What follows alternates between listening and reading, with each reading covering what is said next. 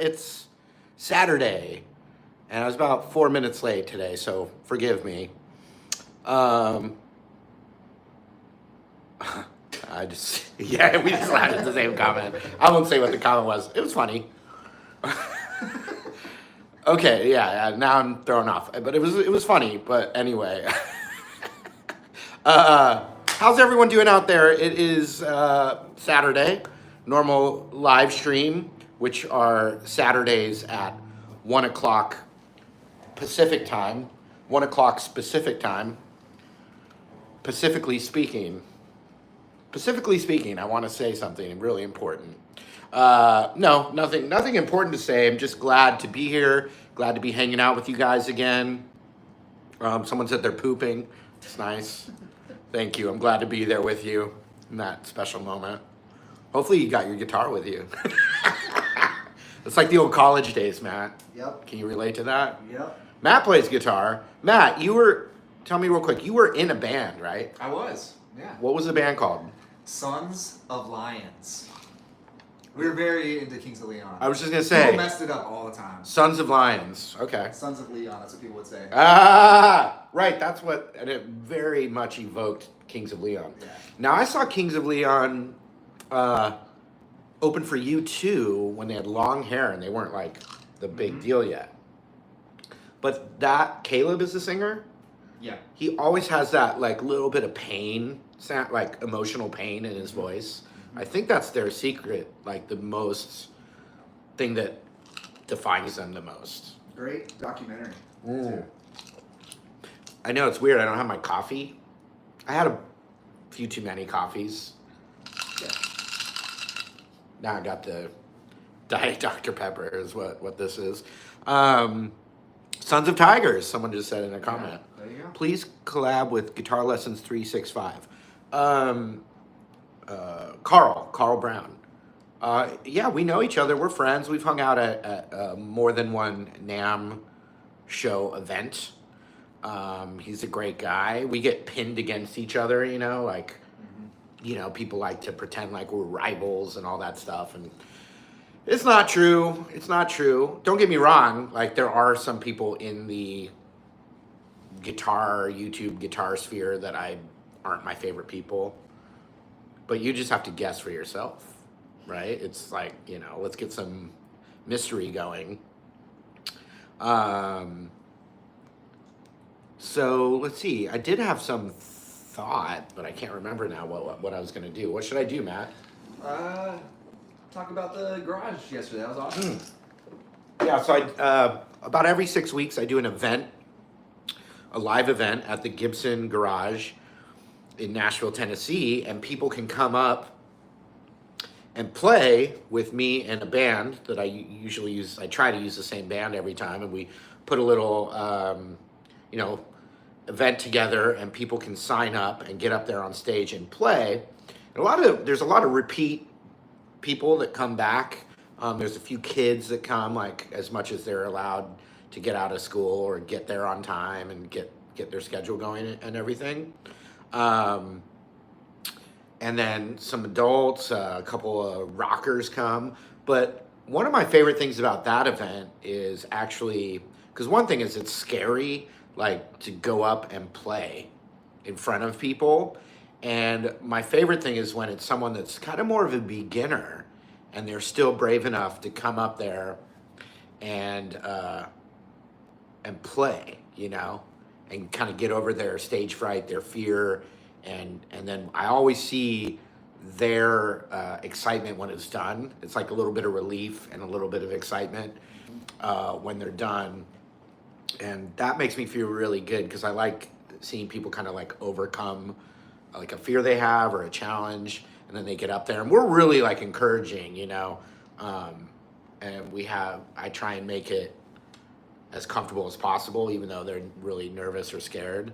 One problem with it, though, is there's like usually some little kid comes up and he's really good, and he's like a little kid and he's like shredding, and then no one else like, no, I'm not going. Some people don't want to follow that, but that's good too. That's good too. But so if you're ever interested in that, Nashville is it's such a great city. for music. There's music everywhere. Music is kind of the lifeblood of the city. And then there's great restaurants and places to explore and stuff. And then there's the Gibson showroom, the Gibson Garage, and if you come in, come by one of those events too. And it's just a really, really good time. Oh, someone said Billy Strings and Marty collab. I would love that. He's getting so big and famous that, a little harder to get access to him. Someone said, do I have a band? I played in a lot of bands in my life. And by the way, everyone, I'm turning 50 years old on Monday. So everyone at Gibson surprised me with a cake and sung happy birthday to me and stuff. But yes, on Monday, 50 years old, me. And to quote Molly Shannon, I'm 50 and I can kick and I can stretch. And 17 years of that I've been making videos on YouTube and social media and hopefully helping people learn guitar. So I'm totally stoked. I feel great. Things are going great. I've met Molly Tuttle. That's another person I'd love to collaborate with. Molly Tuttle is another one of those that's like constantly gigging. Harder to get those people that are like when their careers are so hot. But who knows? Maybe Rick Beato could get her on for an interview. He does a lot of interviews.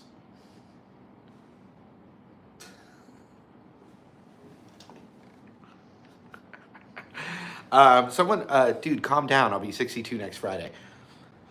Am I getting a guitar for my birthday? No, I'm not. Got plenty of guitars. In fact, if you came to my garage, you would see a lot of them are in the case right now. Let's see. Samitha Madhushanka keeps requesting a One Direction song. And if I was a private guitar teacher and you came to a private guitar lesson, I would ask you what your favorite One Direction song is. And then I would, look it up and I'd help you learn it. We'd write the chords out. I'd teach it to you, the rhythm and the chords and everything. But I don't know any One Direction songs that I could play right now. You can keep requesting it with the comment. I encourage you. It's all good. But I don't know any off the top of my head. But I do know Daniel Hanley says, play Johnny Be Good. I can do that. Love is a Long Road. I love that song. Love that. All Tom Petty I love. Best rock song, Grammys. That's a good question. What are my thoughts on Grammy nominations for Best Rock Song? Matt's going to look up the songs and I'll tell you. But in the meantime, I'll give you a little Johnny Be Good. But I'll give you a lesson with Johnny Be Good. It's I played in B flat for whatever reason. I'm not sure why. Maybe because the original is in B flat maybe. But what's really cool is you can actually look at the minor pentatonic right there. So if I'm on the 6th fret E string and I play this minor pentatonic.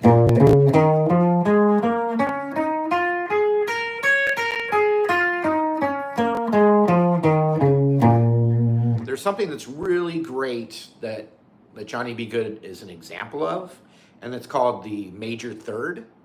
And so if I'm in this key right here, if I look at the G string on the 6th fret,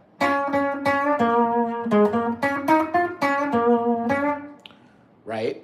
The major third, which is weird, it's not in the minor pentatonic, it's a half step up on that G string. So if I'm in B flat, the more One Direction comments. Huh, interesting. I've never done a One Direction lesson, I don't think. I've done a Harry Styles or two. And I think he's really talented, so don't get me wrong. But so, when you're on the 6th fret G string, that's the note from the minor pentatonic.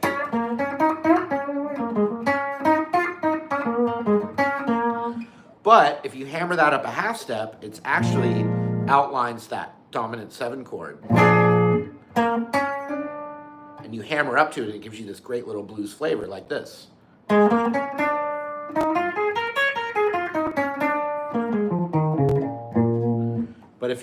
cover the 6th fret G, B, and high E, and hammer just that G string up a half step, you get that.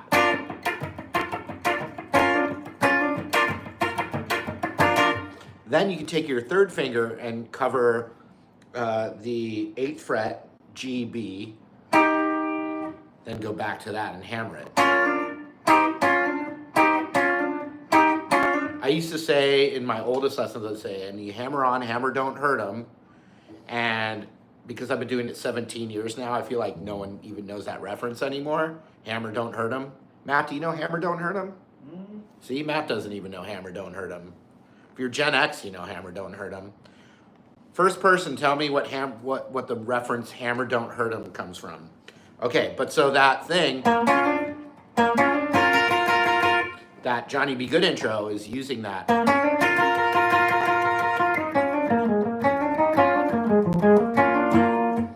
Andy Hill, winner.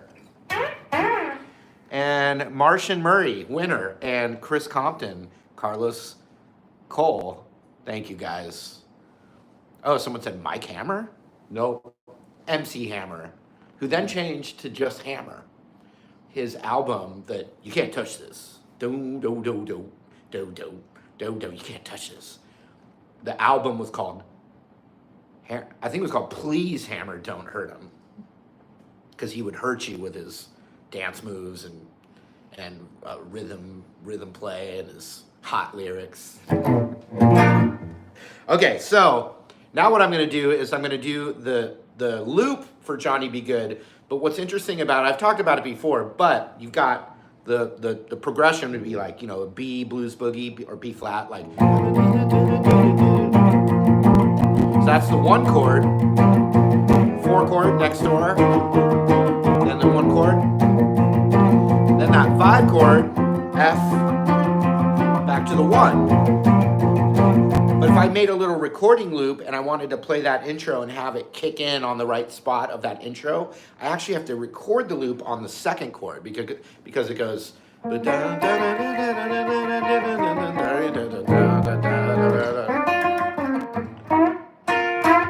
that part is when the band kicks in, which is that chord. So if I make a recording, I have to actually start on that and then play through the progression. And when it gets to that chord again in the progression, that's when I click the looper off. Then I can turn it off. Then I can play that intro into Johnny B. Goode. So I'll show you what I mean. You're gonna hear, like, can you hear that? That's the looper recording, starting it and stopping it. So I'm gonna actually start the recording on the 4 chord, not the 1 chord. Check it out. And I have to hear the intro in my head. Keep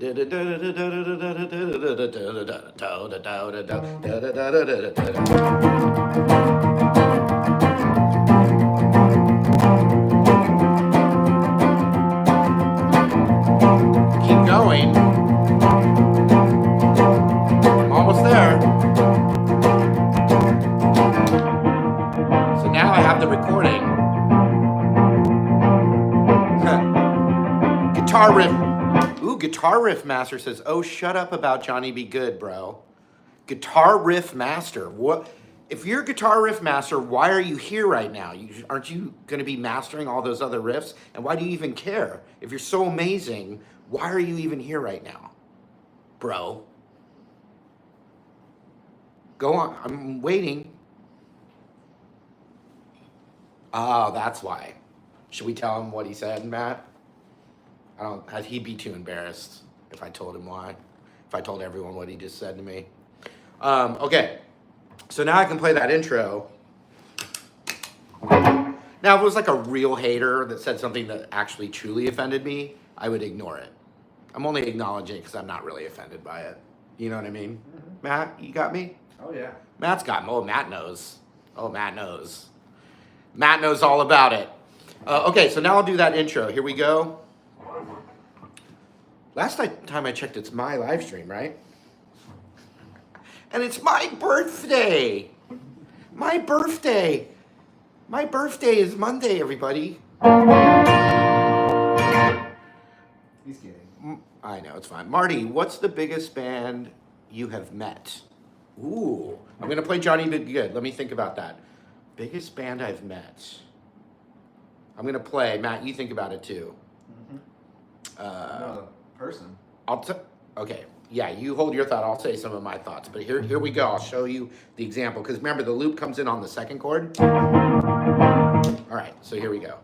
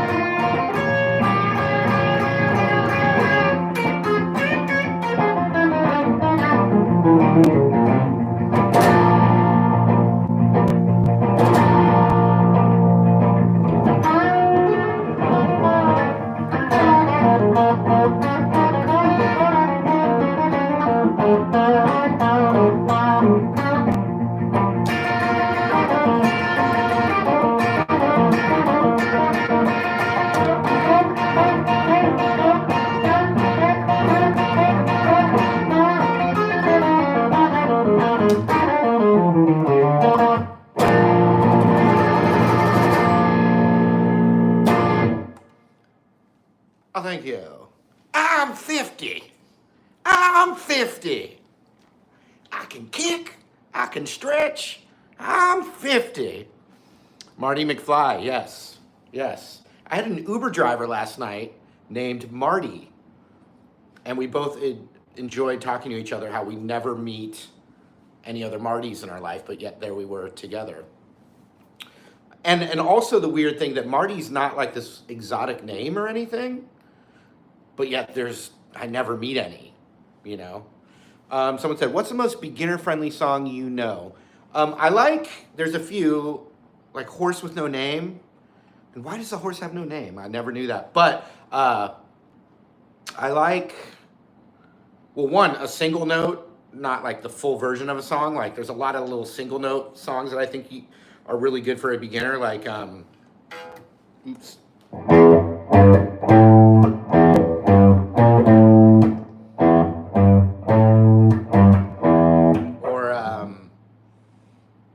TNT.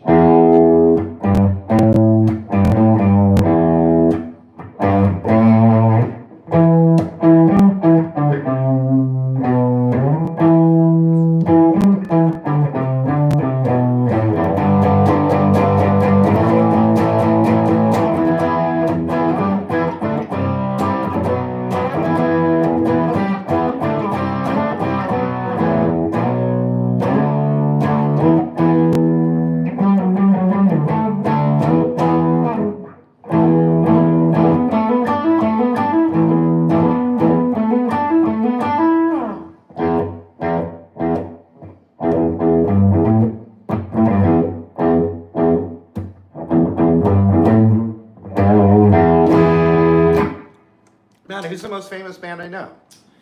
I was thinking of a guitar player That I met? at the garage.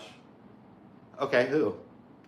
He was actually stoked to meet you. He's like, man, it's so crazy meeting somebody. Oh, that's right. Well, thank you for that reminder. Yes, Slash. Thank you. I wasn't going to say Slash, actually, because that's like too surreal for my brain. So, because I work with Gibson and Slash obviously works for Gibson.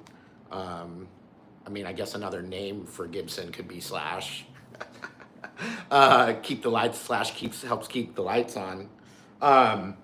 I did this. It was a documentary that Gibson did. Well, I'm not really in tune, folks. So Gibson did a documentary where they had different artists who work with Gibson and talk about their, working relationship with Gibson or their history with Gibson or their first, what was the first Gibson you ever got and all that stuff. And so I got called in. Well, actually, it was a really surreal day because I was getting ready. Took a shower, going to be on this documentary at Gibson. And so I'm, I would say I'm brushing my hair, but I wasn't. Oh, that was fun. I'm saving that for a lot of views someday. But I did have hair actually when I started this whole thing.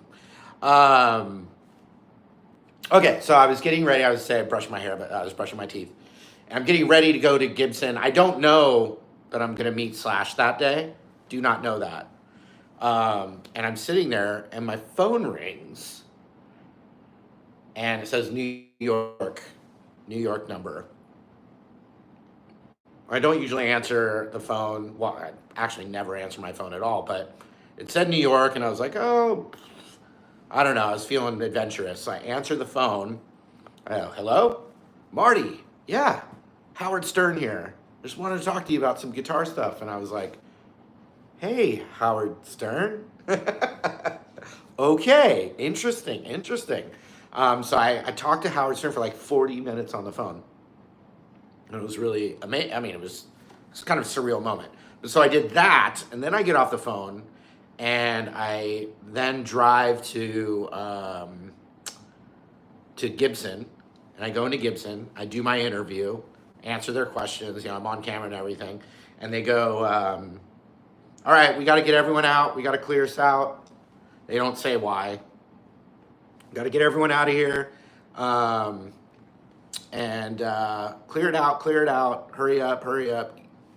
You don't have to go home, but you can't stay here. And so I was like, all right, no problem. I had no idea what was about to happen.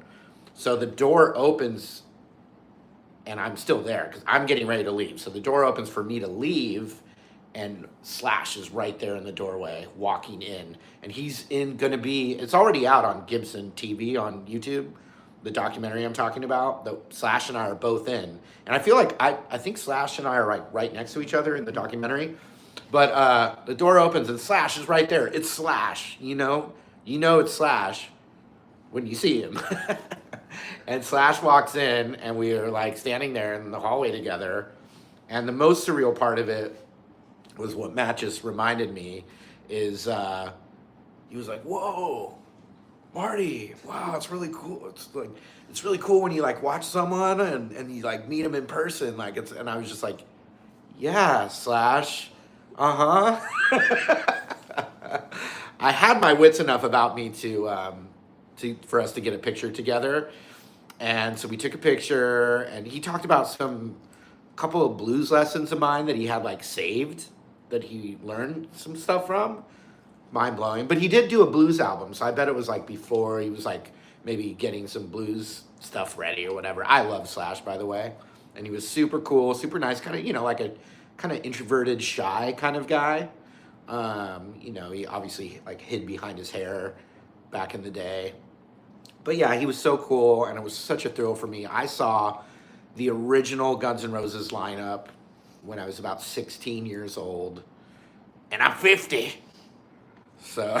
Oh, good segue. Someone was saying, is it true you saw Nirvana live? Ooh. That's another good story. I'll tell that story. But so I met Slash, and he said he, had some blues stuff saved, and it was just totally mind-blowing. But no, I saw the original Guns N' Roses, and yes, they were like at least 2 hours late.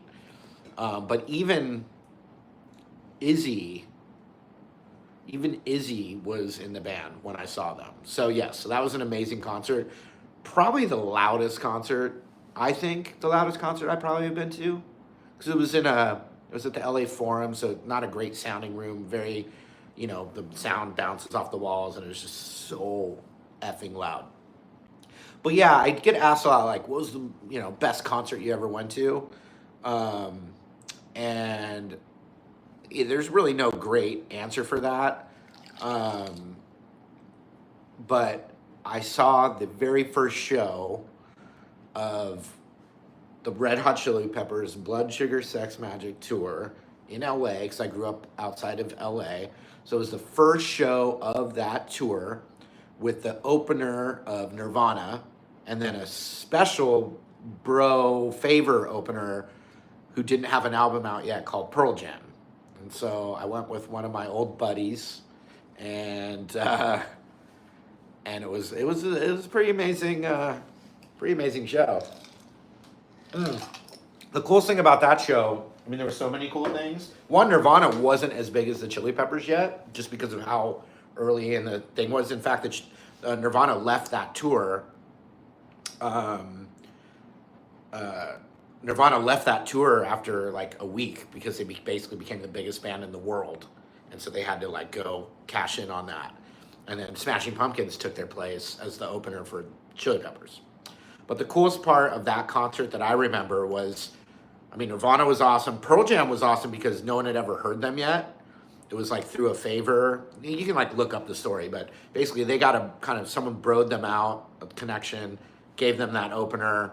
And so if you just imagine, like, you've never heard the word Pearl Jam before, you've never heard, you never heard any of that, and you walk in and they're playing live. They're not a band that exists yet. That's a really cool way to first hear a band. And I was like, whoa, that was a cool band. I don't know who that was.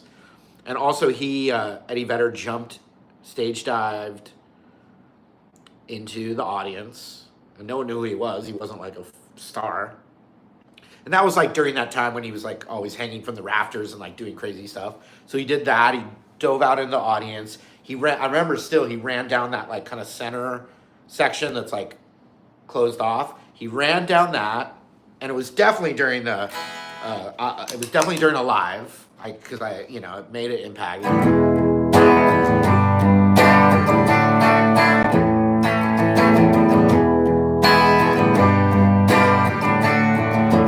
When he's going, yeah.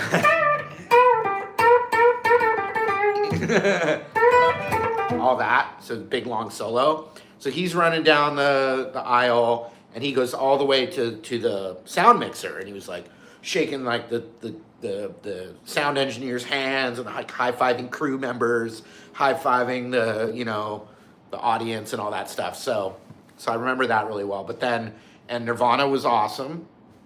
They were super good, super good. And then when the Chili Peppers, who was there, they were the headliners. They have a song called Secret. The word secret's in there, like super secret song or something like that. But it starts with just the bass going like, and then Anthony Kiedis starts doing a little like poem. My love comes, and when it does, it's a crazy kind of selective affection. My blood throws like a wise guy's tie in the craziest stuff. Just action, some connection, and my erection. He does. I think he does say that. I'm not making that up. But it's just this like boom. It's just this little pulse thing. And you just hear the bass going bo, bo, bo, bo. And someone likes my Anthony Kiedis impression. I can do better than that. Hey. That's my other Anthony Kiedis. But you hear that bass, do, and it's in an arena, and phew, spotlight on the top of the arena. It's an indoor arena. Phew, spotlight, and it's Flea, and he's hanging upside down. He's in his tighty-whitey underwear, hanging upside down from his ankles, in his underwear, like upside down. Actually, I could like flip the phone right now. and he was like hanging upside down, like going, you know, hundreds of feet up. There we go. I'll spare you guys. And then, but in that song, oh no, hopefully we're still there. In that song, Anthony Kiedis says the line, and that's I think he says, that's my dad. He goes, and that's my dad. And it like becomes like funk punk. They were really a funk punk band back then.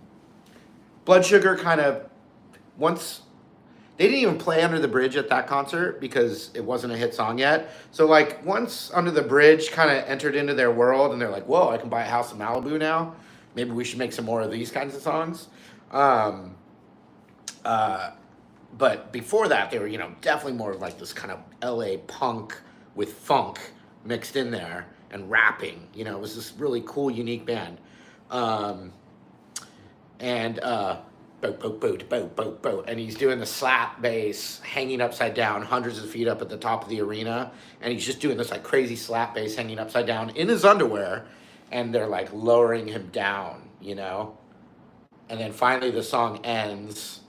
And he's at the very bottom of the arena, and you know, they like unstrap him, and then the whole band comes out and they just like go crazy and do all their crazy stuff. The other thing I remember about that show is their encore. They did, let's see. Oh,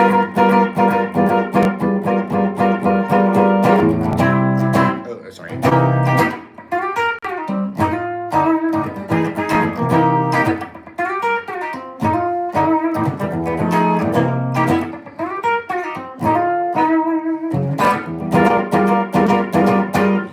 Crosstown Traffic, and then also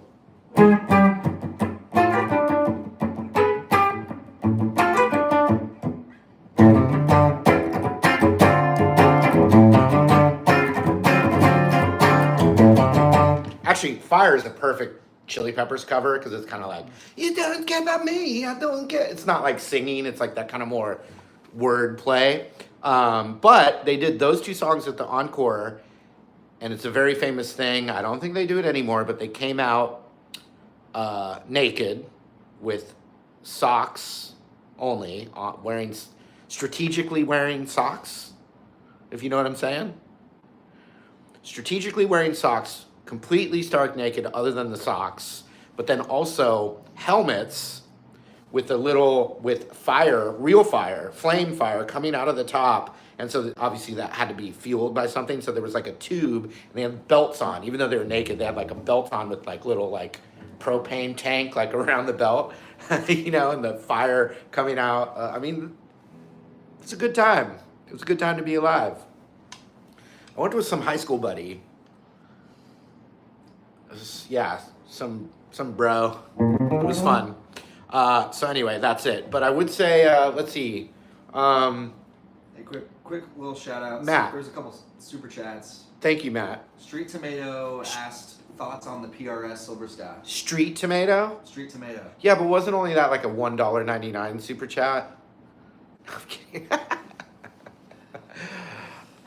So for $1.99 super chat, thank you. My answer is, what I think about the Silver Sky is, and that's all that $1.99 will get you. Sorry, no. What's the other super chat? Yoda just says thank you. Lives in a swamp down in Dagobah where the things racing on a ton and carbonated soda. Yoda, Y-O-D-A Yoda. Y-O-D-A Yoda. Yoda. Y-O-D-A Yoda. Yoda. Y-O-D-A Yoda. Oh, Yoda.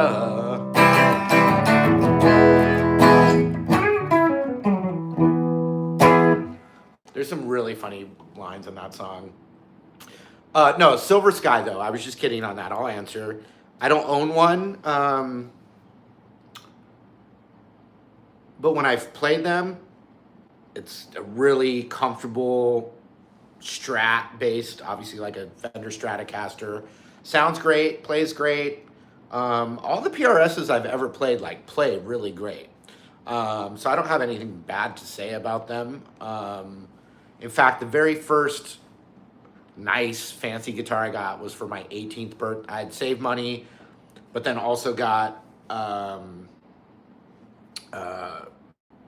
I got some money for my birthday. I saved up. I traded some other cheaper guitars in. So I compiled everything I had to get a PRS McCarty model. And it was because of Dickie Betts and Santana at the time. They both played PRSs, and I really liked those two guitar players a lot, and it just was a gorgeous guitar. So I saved up a bunch to get that. And then so I had that, and I wish I had every guitar I've ever owned for nostalgia reasons. Like, they've all been meant something to me. But I've had to sell guitars before I had this career, because if I wanted a certain guitar, I didn't have enough money to just get another guitar. I had to trade in some guitars to get another guitar, etc. And so eventually I realized I wanted actually a 335. This is my Epiphone signature model 335. But I basically got rid of that PRS and once again saved money, got rid of the PRS and got a Gibson ES 335. I was probably 21, 22 years old, and that's kind of became my kind of main guitar I like to play. And the reason I like the ES 335 is because, yes, you can get kind of a Les Paul kind of vibe from it. You can get kind of an SG vibe from it. But when it's semi-hollow and you're playing with overdrive and you're playing at a high volume, you get some of that, you get some nice overtones, and you also get some of that really nice, like good kind of feedback where you like the guitar sustains. And so at the time back then, around 21 years old, 22 years old, I was super into Trey Anastasio and Fish, and he had a custom like hollow body electric, and I loved the way he got that like good sustain and good sustain, good feedback kind of thing. And anyone my age that was like into learning music at the time, like Fish was a really big deal at that point. So, and I just, yeah, 335s looked really cool too. I still think they do. I love the F holes. And they fit nice, especially when you're playing it sitting down or relaxing. It's got, it's bigger like an acoustic. So everything about it I love. And then speaking of Fish, on Halloween, my friend Maggie Rose, so you guys should go listen and check out Maggie Rose. And congratulations to Maggie Rose, who got nominated for a Grammy. And also a huge shout out to my good friend Eric Krasno, who's won Grammy, has won a couple Grammys before. He's got a Grammy nomination too. And so it's always cool to see people that you are nice people and talented people, both. Crazy combination, nice and talented. So rare. But congratulations to Maggie Rose and Eric Krasno. They both have Grammy nominations. And was I going somewhere with that, Matt? Oh yeah, Halloween, I saw Maggie Rose, and because I'm friends with them and friends with her band and her, I got to go backstage, and Mike Gordon was back there. He sat in that night, and Mike Gordon is the bass player from Fish. And because now I'm older and I've hung out with different musicians that were heroes of mine maybe in the past, like I really grew up when I started playing guitar in high school. I loved Blues Traveler. And then, I don't know, about 10 years ago, I actually played with Blues Traveler. And so I've had these little moments in my life that were really kind of like dreams come trues. So I'm not as like freaked out by it like maybe I would have been when I was a kid. So anyway, I just met Mike Gordon, and we had a few things in common that we could talk about, and that was really cool.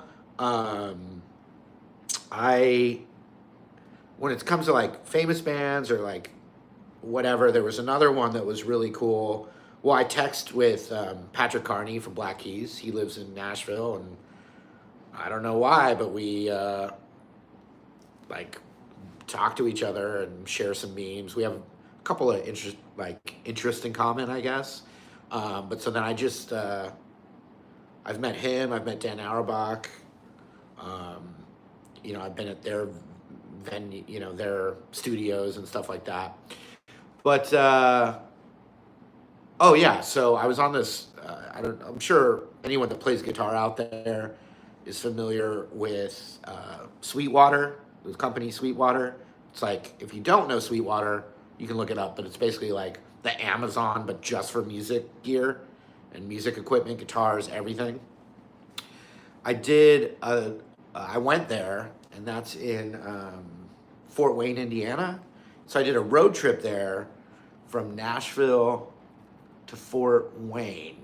And my manager at the time, we're road tripping, and he was like, hey, let's play some music, on the road trip. And I was like, cool, let's do it. And he's younger than me. He's a millennial. Whatever. Matt, are you millennial? Oh, yeah. Surrounded by them and their dog children. In fact, Michael, who was my manager on that road trip, I was kidding with him. I was like, oh, how's your kid? He doesn't have kids. He's like, oh, great. She had her, yearly vet appointment. And I was like, I was kidding. Your dog's not your child. Okay, so I'm on this road trip with him now.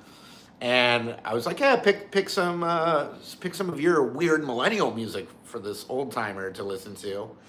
And he was like, oh, have you listened to much Vampire Weekend? And I was like, no, I haven't listened to much Vampire Weekend. And, Vampire Weekend came out at a time where I had started my YouTube career, fell into it, had 2 young kids, didn't really listen or discover new music during that kind of era of my life. I'm more of a 90s, 80s, 90s person, with my music that I was discovering. So he was like, oh, yeah, you haven't heard Vampire Weekend? They're one of my favorite bands. And I was like, cool, let's listen to it. So he played me their album, Father of the Bride. I'd heard their hit songs, but he played their album, Father of the Bride, which I think is their 4th album. I'm pretty sure it's 4th album. So he plays it. I'm listening, with curious ears, and I like it. I dig the music. And so we listened all the way through, and I was like, wow, that was really good. It was interesting. Because I remember when they came out and they're preppy. And I remember seeing them on SNL, and they weren't what I was thinking when I listened to them more. And so we listened to that album, and I was like, my ear was digesting it. And then we listened to some other music. And then throughout that road trip, which is it was 3 or 4 hours there, 3 or 4 hours back, I told him to play the album a few more times, Father of the Bride. So that's kind of my Vampire Weekend album, because I listened to that the most and first. And so he plays that album again. I think we listened to some of their other stuff, but I was like, no, play that one again that has those songs. So we listened to it a few times on that road trip. On the way back from the road trip, we listened to it again. And I was like, okay, I'm a fan now of Vampire Weekend. I'm now a fan. And this is weird. I'm going somewhere with it. But I already went 47 minutes. This is all just gravy time now. You can turn on it off if you're sick of me talking. But I didn't have a topic today anyway. So, check this out though, you guys. This is one of those weird things. I'm now a fan of Vampire Weekend. I come home from that road trip. That day, I flip on Instagram, and, I've got some direct messages known as DMs. But no, I have a DM, and it was the singer, Ezra Koenig from Vampire Weekend, had sent me a private message right after that, the day I came back from that road trip. I get a private message from Ezra Koenig. He was like, hey, Marty, I like your videos and stuff. Been wanting to, get more into, what I'm doing on guitar and just kind of know what I'm doing a bit more. Do you teach lessons, or, do you have availability? I'd like to, do some playing. And I was just I texted Michael. I was like, dude, check this out. How weird is this? And so then during the entire the pandemic hadn't hit yet. I don't really know. It's all a blur. But basically, the whole pandemic, once a week, I would get together with Ezra from Vampire Weekend and play guitar with him. And, you know, he's a great musician. So I wasn't like, you know, he's a great musician, obviously a great songwriter, doesn't need music lessons. But his guitar, he's a good piano player, and his guitar playing's good, but he didn't like necessarily go like, you know, whatever the, I don't even know that riff now, or whatever it is. He didn't like know the names or like what the scales were. He was just really instinctually a good musician, which is totally a great way to be a musician. Like, you don't have to know any theory. It's like really what helps you the most express yourself, make you feel good about music, make you express how you want to. And so some people go, oh, I want to learn a little more theory. Maybe it'll help me find some new tools and to add to the toolbox. So basically, we got together for, you know, maybe a year and a half, once a week, and jammed and became friends, and it was a really amazing experience for me. I'm grateful for what I get to do, and that found its way into my life. It was really a weird, what is that called? Synchronicity, like that happens sometimes. And since then, I've actually I've played with Vampire Weekend, not in concert, but at their studio. I jammed with them for a whole day and got to know the other guys in the band. And so then when they were here in Nashville recently, I got to go back and say hi to them. Ezra and the other two members are Chris and Chris. And so I hung them all. And then Patrick Carney from Black Keys was back there.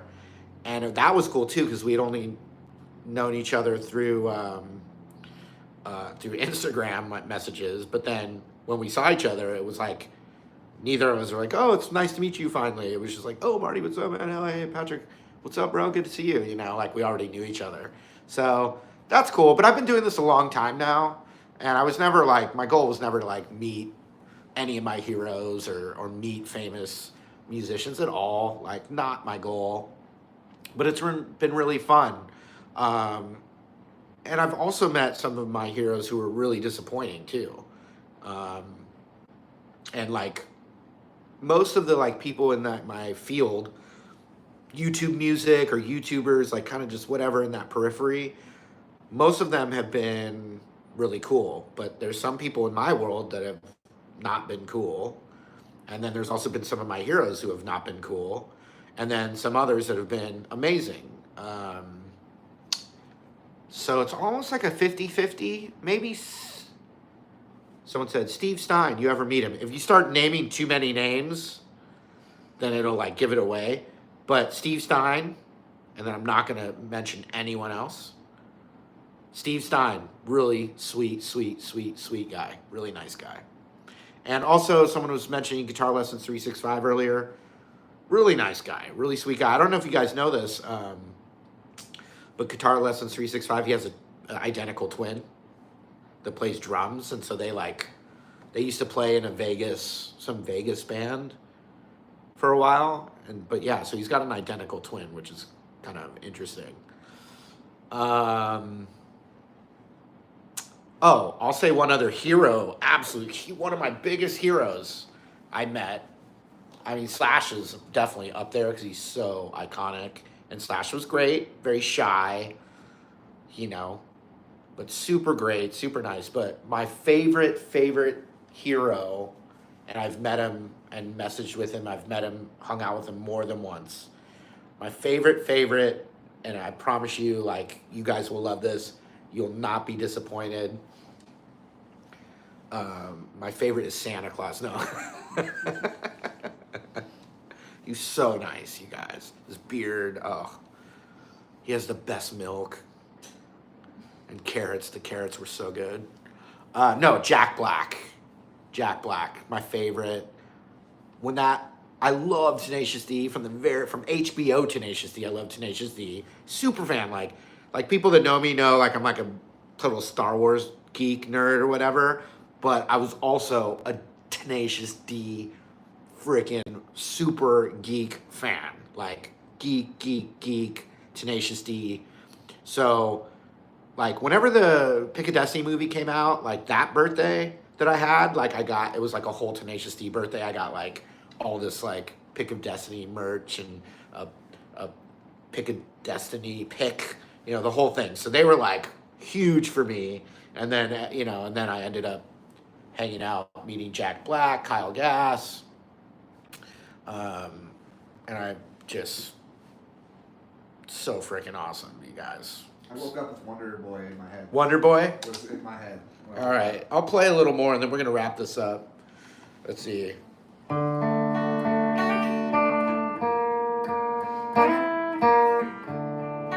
sick. Oh, wait, shit.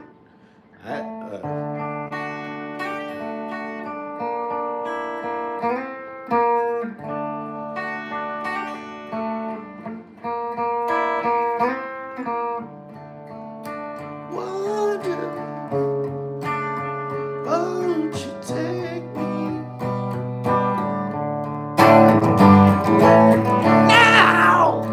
Oh, take my hand, young nasty man. Fly, fly. Wait, there's the crevasse. Feel it. Yeah, dirty stuff, very dirty, but a shiny golden god. Can't you see he's the man? Let me hear you applaud. He is more than a man. He's a shiny golden god. Yes. And my kids are older now, because I'm 50. But my kids are older now, and when they were at the appropriate age, I got them into Tenacious D. And we had 1 year, it was a couple years ago, where we watched Pick of Destiny a couple of times. And there's a few scenes where I'm blushing watching that with my kids, but they really liked it, and that was like a proud moment. And then also I took my kids to Tenacious D in concert, and I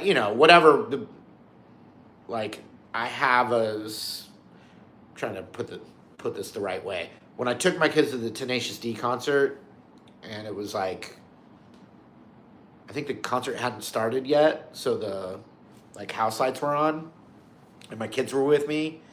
Let's just say that I have a lot of viewers who are also Tenacious D fans. So I had a lot of people at that concert that were happy to see me as well, and that made me proud in front of my kids.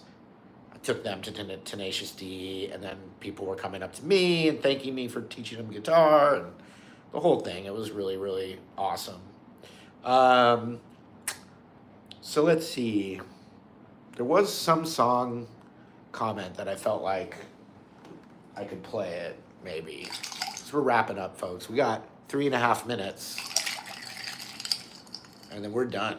I got my birthday, someone thinks I got a buzz. I don't. I really don't. Well, I got a natural buzz. I may have a buzz later, though. And I may have had one last night. Right, Matt? Oh, yeah.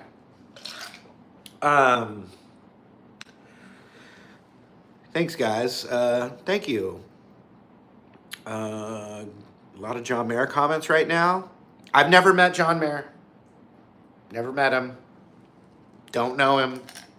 Do not know John Mayer. So he wouldn't be one of those like secret ones that I secretly didn't have a good meeting with.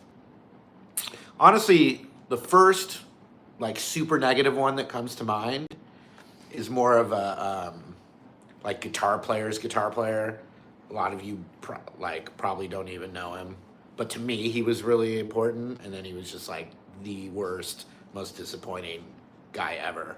I met him more than once. Like I said, he's not that famous, so you're not gonna get it. But to me, he was a big deal. Someone asked when I started playing guitar. My senior year of high school, trying to impress the ladies, it didn't work. But I did learn this.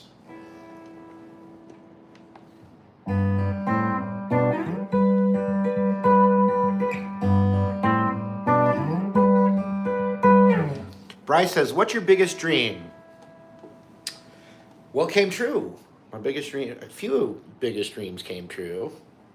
But the main dream that I did lay in bed and like try and like manifest or whatever was back when my kids were really little and I was regretting doing music for a living. I never regretted learning guitar, playing in bands, enjoying music, having a passion of music, but doing it to pay my bills and to support a family, I really had regretted it, some of those choices. And so the dream I had, 25 years ago, YouTube didn't even exist. So I wasn't like, oh, I want to be a YouTube guy, a YouTuber. Actually, young kids now actually say, oh, I want to be a YouTuber. But that wasn't a thing. I loved music. I loved teaching music. I loved playing guitar. It made me happy. It never felt like I was doing a crappy job when I played guitar or played a gig, but it just wasn't enough to like have a good, comfortable lifestyle. So the dream was, I hope I can make a decent, comfortable living and support my friends. Support my family with this thing I've worked so hard at, guitar, right? So it was pretty specific, but not too specific. It wasn't like I want to be a rock star, I want to be in a famous band, or I want to be on the cover of Guitar Player magazine, whatever it was. No, I hope that I can use the guitar still and all this time I've put into it. And I went, studied music in college. I just hope that I can, make a comfortable life for myself with the guitar. And I did ask the universe for that. And so I can confidently say that dream came true. And it's a really cool thing when you have a dream come true. And I know not everyone gets that. So I feel really fortunate, and I'm not sick of doing YouTube yet. I'm not sick of making videos and teaching people. Sometimes I get a little sick of like obnoxious people anywhere in the world. Like I just don't like obnoxious people. I also don't like, and so sometimes it's people that leave comments and they're obnoxious. I'm good at ignoring it, but I don't like those people. And then any field, it doesn't have to be music, arts. It tends to happen more in arts and stuff. But what I really don't like is people that are just not nice to other people for whatever reason. Just people like, let's just use the example of like someone who's not nice to a server at a restaurant, right? I don't like that in the world. I just don't like it. I have a aversion to that. I'm probably overly sensitive to people that don't treat other people with kindness. And so, but then the double whammy is when it's one of those people and they're really successful and like really famous or really, really successful. And then you see them behind the scenes be really cold or mean or like act like it's a huge burden that someone wants to just come up and thank them for what they've contributed, or like, so like if it's an artist, it's like, wow, that song is my wife and I, that was our song we danced to, and they're just like, oh, whatever, leave me alone. Like I have a huge problem with that and I can't get over it.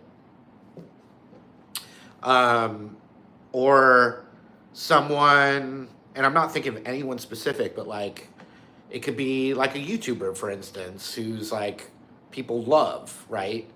And then they're at some event and it's a type of audience that loves them, and that content creators like made a great positive impact on that person's life, and they just want to go up to them to tell them that they meant something to them, and then they just treat them like they're below them. It's hard for me. It's really hard for me. But I'll leave it at that. Let's go positive. Any other comments or anything? Send them off with some good vibes. Send them off. Oh yeah, we went full over an hour. I don't know Breaking Benjamin. A lot of people just saying, "Don't quit, Marty." Don't quit. This isn't a quitting announcement. So, somebody was like, "Is he quitting?" Yeah, no, I saw that. I don't see all the comments, but no, not at all. All I said was, I'm not sick of doing this, right? Matt, you can tell I'm not sick of it.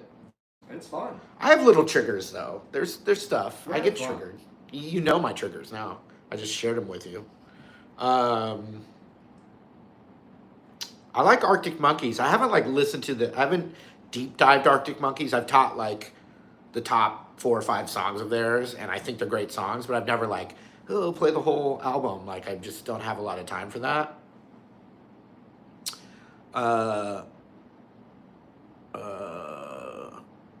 Just looking at your comments now. I'll shout out some people. Aiden Myers, JJ, Nathan Walser, Kathy G. Love Kathy G. She's not my trigger. Greg Levinson, Arthur Kruger, Progressive Voice, Soham Roy, JJ, David C, Spider Boy, Alex Fernandez, Lawrence Gazzetta, Dave First, Hiroka, King Copycat, James Kress, Sophia Toby, Igor Woschel, Marco Kethler, Tom Barrett, Unfinished Matrix, Julie, Michelle Linkletter, King Copycat, The Artist Carefree. Oh, there was a funny thing, which is shows my age. I'm Gen X, by the way. I'm not a boomer. Sometimes people say some stupid boomer comment. I don't like that either. I'm Gen X, people. But I did my Gibson Garage event, and this younger guy, probably Gen Z, I would say, is my guess. But he came up, and I was like, oh, I always ask them their name so I can be like, hey, give it up for Matt. Matt's going to jam with us. You guys ready? Give it up for Matt, right? So this guy, I was like, oh, what's your name? He said, Alex Murphy. I was like, Alex Murphy, do you know who that was? And he was like, RoboCop? And I was like, yeah, that was RoboCop's name. He just didn't, you saw him, he didn't care at all. But then I'd go, I'm 50. I saw RoboCop in the theater. I was a lot more excited that his name was Alex Murphy than him. Anyway, that's all. All right, yeah, let's see.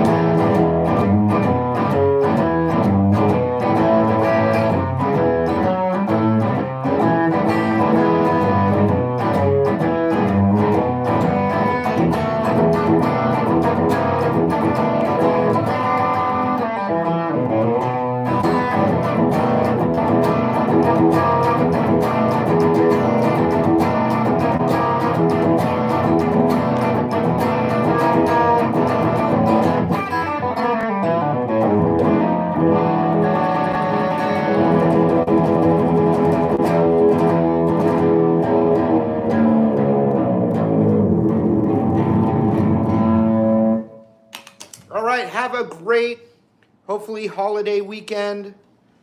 Let's just keep the love and positivity going out there. Appreciate you guys.